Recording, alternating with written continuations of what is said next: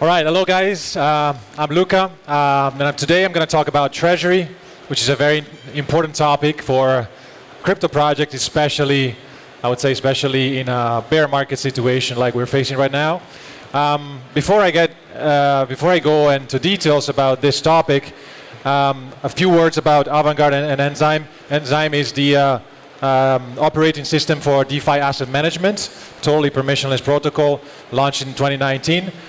Deployed in Ethereum, Polygon, as you may figure, also looking at the Near ecosystem strategically. And Avantgarde is we are the core developers of the Enzyme protocol, and we take care of the roadmap and looking at further possible developments of the protocol. First thing, treasuries are bleeding, especially in this situation of the market. It's not uncommon to see this type of wallets that have been going down like more than 95%. It's actually, on average, treasury wallets have gone down 90%, mostly because of the total lack of the diversification, highly concentrated in one single token, and especially for DAOs, there is obviously more like there's chaotic governance processes which make it really hard to make decisions around how to manage money. We will talk about that in a second. And there's actually something also a bit maybe like underrated, which is what we call halo effect. It's a typical cognitive bias whereby founders, which are who are typically technically minded or coming from a technical background, their skill does not necessarily translate into financial skill set, but they're still, responsible for managing those treasuries. So it's important to manage those treasuries more and more professionally. The consequences of not managing treasuries in the right way can be really dire, especially in a market like this. The runways are getting shorter and shorter. The burn rate are not really going down so much, and so projects find themselves unable sometimes to fund key initiatives that actually can make the project evolve in the future. And so you also see like things like forced sell-offs, where you have to actually sell tokens at the worst possible time in the market in order to fund operations. And I think there's also a human factor in all this. When the resources get scarcer and you have conflicting priorities, then you see also possibly frictions within the core team, which might lead to like total collapse of the project, which is obviously something to avoid at all costs. So I think this is like the lesson learned, and something that all crypto projects have to take on as a mantra. Professionally, treasury management is an integral part of any project long-term success. This is like something that has to be internalized by all projects. And we get it. I mean, let's exercise some empathy. Sometimes treasury management is not really professionalized, not so well done, because it's overwhelming. There's so many questions to answer before something can get implemented. Those questions are typically how can we keep custody? How can we maintain control, decentralized control and security around those assets? How can we get an effective, quick, fast delegation without trusting somebody with our funds? And then, like, after you answer those two questions, you still have like, what strategy are we actually going to run, and who is going to be in charge of managing those funds? And I think I would like to make a point here, because like most of the times founders tend to think in these two buckets. And I spend a lot of time in governance fora, and it's obvious that the conversation always goes into this pros and cons and opposite direction. One is like, okay, we either keep our funds safe and we control them through a multi-signature wallet, which is, and we have to live with a very slow, very tedious approval process, because every time we run a transaction, we need 10 signatures. So obviously we cannot have like fast implementation. And on the other side of the spectrum, we have something like, okay, let's delegate it to somebody else who can manage, who can like professionally do it, but then we have to give them some sort of direct access to our funds. And of course, Neither of them, let me tell you, spoiler alert, neither of them actually works. Because as we said, in the first one, approval fatigue, too many things, too many signatures, too many, too many steps. And so there's a paralysis right there.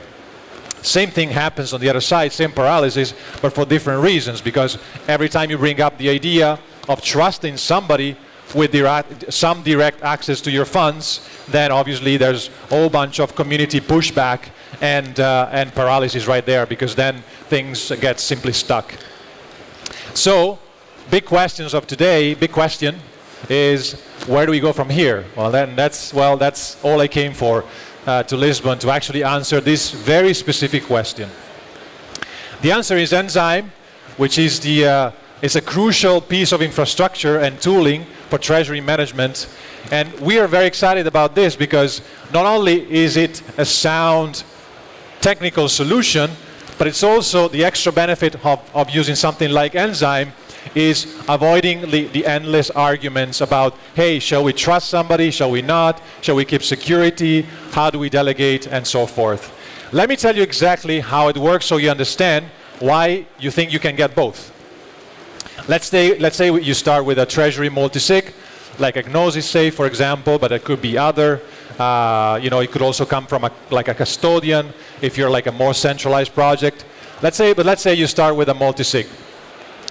What you can do with your multisig, which is where you have initially your funds, you can create and own your vault. Meaning you create a specific contract on Enzyme that you own and control, and there you can actually, in your vault, in your Enzyme vault, you can then deposit funds, and when you do deposit funds, you receive shares, which are tokenized shares like ERC20 tokens, which can be held and custodied in the smart contract wallet. That also means that at any point in time, you can go back to the vault, burn those shares, and redeem those funds. So you effectively have control, non-custodial control over your asset. And here it's where it gets even more interesting, because the step 2 is actually now you can delegate to somebody else who's like more like professionally prepared and specialized in running that strategy, operating that strategy. As you can see from this like darker box, you effectively create like a safe playground where you can delegate to somebody else according to certain rules, because as you can see here, you can encode in a smart contract exactly what the manager can do. You can say, hey, you can only touch these 2 assets, you can only interact with these 2 protocols, you can only take like this much slippage for every trades you do. So you have a level of granularity of those permissions which is super accurate, and you can define those rules and enforce them as smart contracts. So it's not really based on trust, it's based on code, which is the most important thing. And this manager then can be actually a professional manager. It can be also an internal delegation, an internal person that is appointed to manage those assets. But the good thing is that you can enable then speed and efficiency, because you have one single operator that can do several things as long as they are pre-approved, right? That guy or that person can actually deploy a strategy which is pre-agreed by the whole DAO or by the whole project multisig, and also update it. And here again, I would like to make another point. It's not just about defining a strategy, it's also about keeping it up to date, because most of the time strategies they go obsolete very soon. So it's important to keep on top of the markets and see how things evolve and what needs to be done. And to close the loop, last point, you get the transparency of a 24/7 track record, which shows exactly the evolution of your whole strategy of multiple, of your treasury, with multiple strategies all in one. So all unified under the same vault and under the same interface. You get a track record and you get a transaction log. So everybody can go and see the full log of all single transactions that have been executed on your treasury. So we have, I guess I made the point that we have 2 of those important questions down. So the how is there, but then what strategy can we run and who can run it? In terms of what we can run, We definitely have, like you can define your own bespoke, very custom-made DeFi strategies. We have 15 integrations on Ethereum and around 5 on Polygon. So you can really define your own strategy based on your own needs. And one of the cool things, for example, you could automate a DCA strategy into stablecoin. Let's say you want to diversify, you can have like an automation that runs a dollar cost averaging and gets more into stable, so you can have, you don't have to argue about, is it a good time to buy, is it a good time to sell? That again leads to paralysis and endless discussions. You can also do other things like yields and DAO to DAO swaps are also possible. You can participate in governance from an Enzyme vault. There's a bunch of things that you can do, and if you see something that you cannot do yet, well, just be aware that Avantgarde is there really to help and do custom developments for users.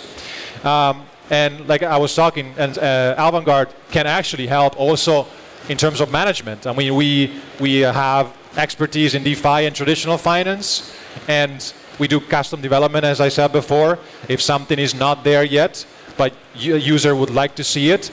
And we can define strategies, help project define their own strategies, tailor it to their needs, and then execute them and keep them up to date all the time. Like this one, for example, on the left, you see like a strategy that has just started a few weeks ago with Nexus Mutual, which has deposited around 15,000 Ethereum and is now running a strategy with Maple Finance based on an Enzyme vault. So this is an example of something that can be done. So I guess now we cover all the bases, and we understand that it's overwhelming and it's complex, and there's a lot of decisions, a lot of people that have to make decisions around these topics, but we are there to help, and we definitely have the critical piece of infrastructure that can enable this professional management. And I guess the icing on the cake is the fact that you can have a totally white label vault on Enzyme. That means that you can have a custom interface that has the looks and feel of your project with your logos and colors and themes. You can have a unique URL, so that's good. You can link it onto your website. It's fully community oriented, so it's really like where the community comes together to see the status of your finances. And so Enzyme can actually become like a purely invisible DeFi layer that, that user, they don't even need to know necessarily that Enzyme is in the background. Question is like, how near is Near? I think we are looking at the Near ecosystem. We are excited to see that all the DeFi projects coming up and the DeFi ecosystem that is evolving. We have a strategic, obviously, interest in how it's evolving, and we are exploring. Like the possible deployments onto Near. Definitely, so we want to hear from the projects, hear from you guys, hear your needs, and definitely we're interested in talking to projects that might want to run a professional treasury management on Near natively or also elsewhere on Ethereum or Polygon, but obviously Near being like probably the main place for them. I'm a very pragmatic guy, so this is this QR code leads to my calendar. So if somebody wants to have a chat with me these days, happy to sit down with you guys and have a 30 minutes so we can go into details of how or what we can work together. Here you can also see my Telegram handle. So if you want to have a more direct contact, you can also text me here. And I don't know if there's a round of question. Otherwise, my presentation concludes here. Thank you very much.